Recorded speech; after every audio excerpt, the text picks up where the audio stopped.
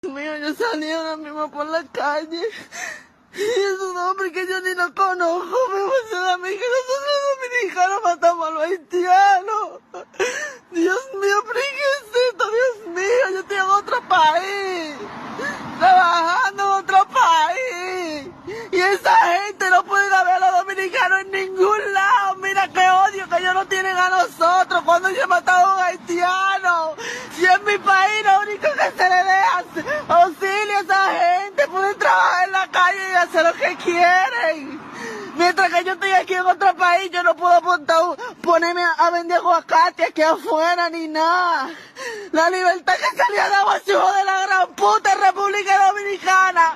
Quiere venir a quitarla para uno en otro país, coño. Estoy llorando ante los ojos de Dios, Dios mío. Dios mío, que ni en otro país un dominicano